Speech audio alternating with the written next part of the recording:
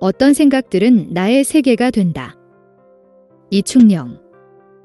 한 시대를 지혜롭게 살아간다는 것. 처음에는 그저 우연적이고 그럴듯한 정도로 보이던 것이 반복을 통해 현실적이고 확정적인 것이 된다. 헤겔, 역사철학 강의. 당연해 보이는 것들도 언젠가는 사라지는 법.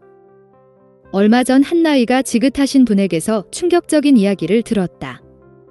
1980년대 초까지만 해도 좋은 대학을 나와 삼성전자에 취업하면 다주 잘 풀리지는 않았구나 하는 소리를 들었다고 한다.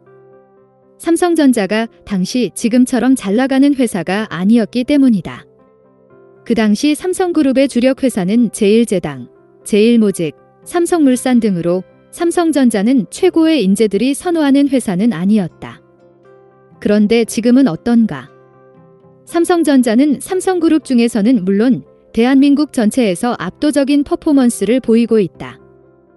우리나라 대기업들의 옛날 모습을 보면 지금과는 너무나 달라서 놀라울 정도다. 불과 70년 전 우리나라를 주름잡던 산업은 밀가루, 설탕, 면직물, 섬유, 시멘트, 사료, 생활용품 등 의식주와 직접적으로 관련된 물건들을 생산하는 산업이었다. 우리가 아는 현재의 대기업들이 대부분 이런 기초적인 산업에서 출발해 재벌로 성장했다. 삼성은 설탕을 생산하는 제일제당을 설립하면서부터 큰 성장을 이뤘다. SK는 옷감을 생산하는 선경직물로부터 출발했다. 롯데는 비누 공장으로 시작해 껌을 만들어 큰 돈을 벌었다. 모두 지금과는 너무나 다른 모습이다. 그로부터 30년, 40년이 흐르면서 정말 많은 변화가 있었다. 전자, 제철, 화학, 조선, 건설 산업 등이 빠르게 성장했으며 금융업도 크게 성장했다. 이러한 새롭게 떠오르는 산업 분야에 잘 진출한 기업들은 계속해서 몸집을 키운 반면 예전에 단순한 생필품 산업에만 머물러 있었던 많은 기업은 도태되었다. 그 후로 또 시간이 흐르면서 다시 많은 변화가 있었다. 컴퓨터의 보급과 인터넷의 등장으로 네이버 같은 검색 엔진 기업이나 넷마블, NC소프트 같은 게임 회사들이 크게 성장했다. 최근 10년 동안에는 모바일 혁명이 일어나면서 스마트폰과 관련된 카카오나 배달의 민족 같은 기업들이 폭발적인 성장을 이뤄냈다. 이렇게 세상은 끊임없이 변화하고 있다. 10년 전, 20년 전에 인정받던 기업이 지금은 아예 세상에 존재하지도 않기도 하며 그때는 대부분 사람들에게 주목받지 못했던 기업들이 지금은 시가총액 10위 안에 이름을 올리고 있기도 하다. 변화하는 것은 기업만이 아니다. 정치체제, 경제체제, 사회구조, 사람들의 의식 등은 끊임없는 변화의 상태 안에 있다. 지금 당연해 보이는 많은 것이 불과 몇십 년 전까지만 해도 사람들의 머릿속에 없었다. 70년 전 미국의 일부 지역에서는 버스를 탈 때 흑인과 백인이 같은 자리에 앉지 못하도록 금지했다. 비슷한 시기 한반도에서는 세계적 규모의 거대한 전쟁이 일어나 온 나라가 황폐화되었다. 1970년대 이전까지 우리가 아는 서울 강남 땅의 대부분은 허허벌판이었다. 모두 지금으로선 상상하기 어려운 모습들이다. 이런 급격한 변화의 예시들은 계속 이야기할 수 있을 만큼 많다. 지금을 살아가는 우리는 세상의 많은 것이 당연한 것이라 생각한다. 그러나 당연해 보이는 많은 것은 일련의 과정을 거쳐 생겨났으며 아마 앞으로 그리 길지 않은 시간 안에 사라질 것이다. 인간의 삶은 끊임없이 변화한다. 인간의 삶과 문명이 끊임없는 변화의 상태 안에 있다는 사실을 가장 깊이 있게 이해했던 사람 중 한 명은 독일의 철학자 게오르크 비렐름 프리드리히 헤겔이었다. 솔직히 말해 인간 사회가 계속해서 변화한다는 사실은 조금만 주의 깊게 세상을 살펴보는 사람이라면 누구나 이해할 수 있다. 그런데 헤겔이 특별했던 점은 인간 사회가 랜덤하게 변화하는 게 아니라 일정한 내부적인 원리에 따라서 발전한다고 생각했다는 것이다. 헤겔은 인간의 사회를 식물에 비유했다. 식물은 성장하는 과정에서 내부에 미리 입력되어 있는 원리에 따라 변화를 거듭하며 자신을 발전시켜 나간다. 씨앗에서 나무가 되고 꽃을 피우고 열매를 맺기까지 그 과정이 일정한 원리를 따르고 있는 것이다. 헤겔은 말하자면 인간 사회 안에도 유전 정보와 같이 내부적으로 규정된 원리가 있다고 생각했다. 그래서 겉으로 보기에는 이쪽 저쪽 들쑥날쑥하게 변화하는 것 같지만 사실 그 변화들은 모두 일정한 원리에 의해 이끌림을 받고 있다고 생각했다. 헤겔은 인간 사회의 변화를 이끄는 그 원리를 이성이라고 불렀다. 그는 이성의 간지라는 어려운 말을 사용했다. 간지는 간사한 지혜라는 뜻으로 겉으로 보기에는 각각 사람들이 자기 마음대로 행동하고 불규칙하게 여러 일이 일어나는 것 같지만 이성은 그 각각의 일들을 계기 또는 수단으로 삼아 거시적으로 보면 세상이 일정한 방향으로 흘러가게끔 인도하고 있다는 것이다. 예를 들어서 나는 내 의지에 따라 서점에 들렀다가 PC방에 가고 카페에서 말차 프라푸치노를 마시고 유튜브를 봤지만 그 일련의 일들이 사실은 모두 세상이 특정한 방향으로 이동하게끔 하는 원동력에 봉사하고 있다는 것이다. 이게 도대체 무슨 뜻일까? 헤겔은 자유가 점점 확대되는 방향으로 세상이 발전하고 있다고 주장했다. 세계사는 자유의식의 진보다. 우리는 그 진보의 필연성을 인식해야 한다. 헤겔은 세상에 여러 복잡다단한 일이 일어나지만 그런 일들이 복합적으로 연결되어 결국에는 인간이 더욱 완전한 자유를 얻어내는 방향으로 세상이 흘러간다고 생각했다. 그가 아무런 근거 없이 이런 이야기를 한 건 아니다. 그는 역사를 살펴보면 그런 흐름을 파악할 수 있다고 생각했다. 헤겔에 따르면 가장 오래된 인류의 역사, 즉 고대 중국이나 이집트 같은 문명에서는 사람들이 자유가 무엇인지에 대해 잘 알지 못했다. 그런 상태에서 오로지 가장 강한 힘을 가진 황제만이 모든 자유를 독점했다. 고대 그리스에 와서는 사람들이 자유가 뭔지에 대해 이해하기 시작했고 스스로가 자유로운 존재가 될 수 있음을 알기 시작했다. 그래서 시민들 스스로가 자신들의 행방을 결정하는 민주주의가 탄생할 수 있었다. 그리고 로마 시대에 이르러 자유에 대한 사람들의 의지가 본격적인 법과 사회제도로 발전하기 시작한다. 하지만 고대 그리스와 로마 시대의 자유는 노예들의 노동에 의존하고 있었다. 그 당시 사람들이 이해한 자유는 특정 사람들의 자유를 빼앗음으로써 얻어지는 일부 사람들의 자유에 불과했다. 그러다가 서유럽 게르만족의 영향이 강해진 기독교 문명 시대에 이르러 비로소 모든 인간이 그 자체로 자유로운 존재라는 인식이 생겼다. 이 시대에는 이제 모든 사람이 자유를 누리며 서로의 합의에 의해서 생겨난 보편적인 질서 안에서 균형 있게 살아갈 발판이 마련되었다. 헤겔은 이러한 역사 발전의 과정 안에서 각 개인은 자신의 정열에 따라서 행동할 뿐이라고 주장했다. 사람들은 자신이 이런 인류 사회의 발전 과정을 따라가고 있다는 사실을 잘 의식하지 못한다. 그저 자신 안에 일어나는 의지와 욕망, 야심 등에 따라서 각기 자신의 목적을 위해 행동할 뿐이다.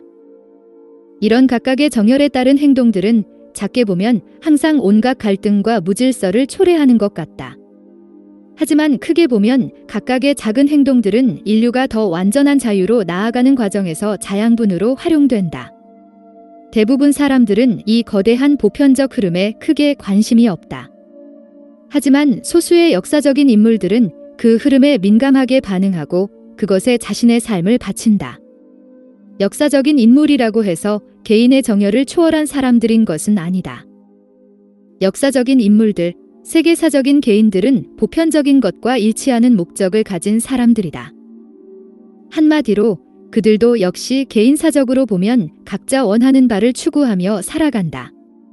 다만 그들은 역사의 보편적 흐름과 딱 들어맞는 방향의 것을 욕망한다는 점에서 보통 사람들과 다르다.